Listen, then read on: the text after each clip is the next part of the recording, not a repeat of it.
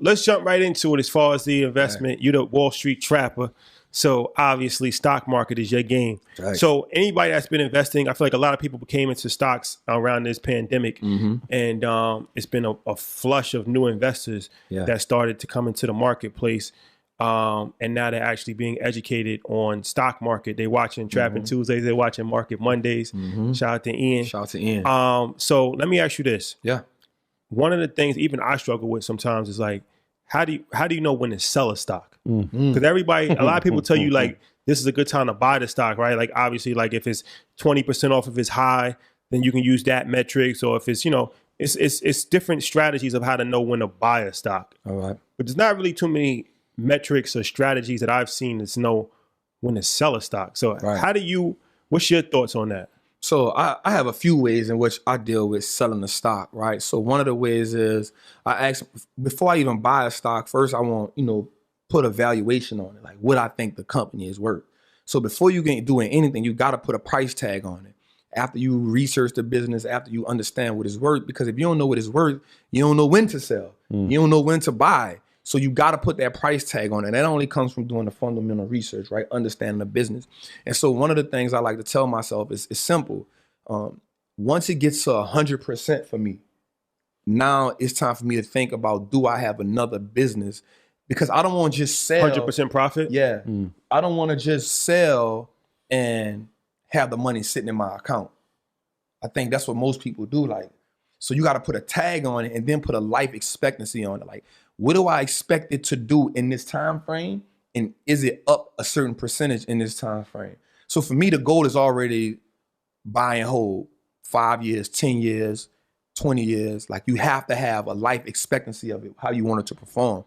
And then I'm asking myself, well, in this time, if I'm up 100% or more, if I have another stock that I'm willing to invest in, that's why we should always be looking for new businesses. That's why I tell people all the time, like, I don't care what's going on. Every day I'm researching new businesses because the world gonna keep on solving problems. That's what businesses are, man. They solve problems. You know what I'm saying? So the world always is presented with a problem. Somebody's always gonna try to do something better. Like Amazon drop, whatever they drop, boom, Snowflake coming with, they say, I could do it better than Amazon.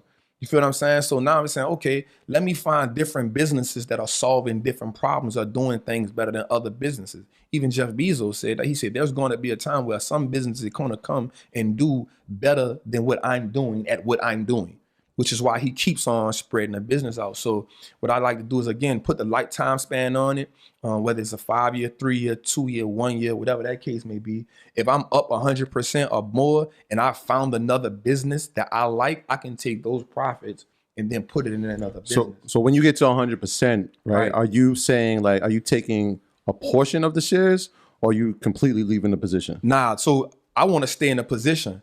Right? Because if it's up 100%, to me, that means it's still performing well. Like if the fundamentals are increasing, management is doing a great job, that's cool. I don't want to exit that position.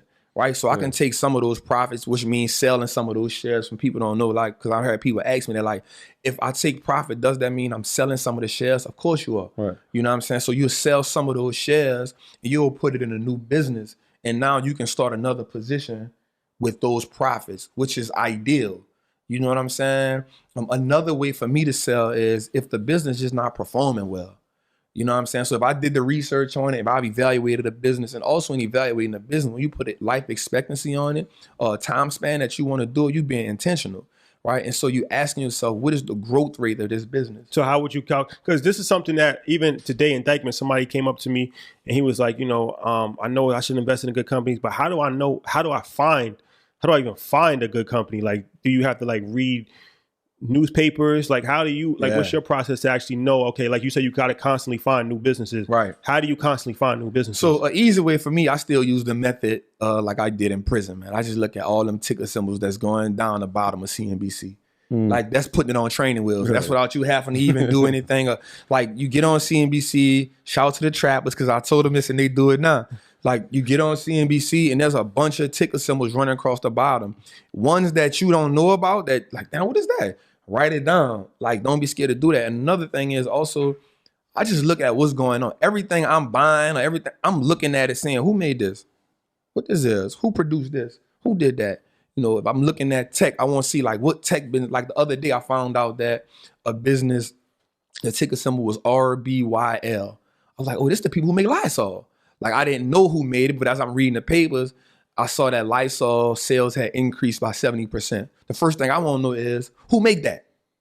Right? Like, who make that? Like, who make Lysol?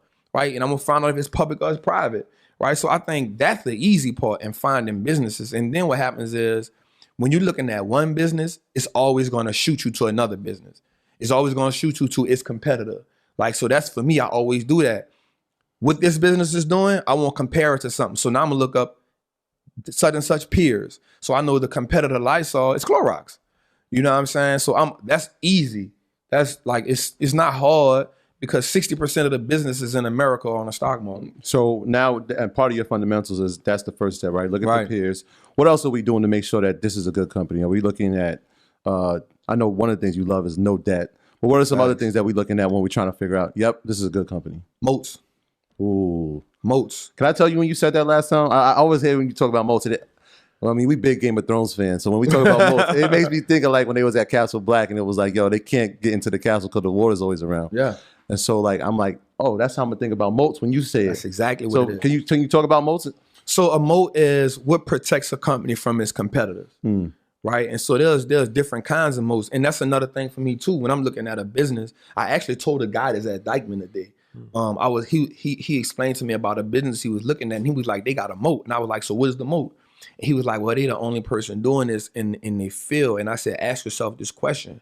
Are they the only business that's doing it because they have an advantage? Like they have a patent on it, or did management find a way to where it will cost another business too much money to try to replicate that? Or are they just the first ones to do it and then anybody else can come back and do it? If that's the case, it's not a moat.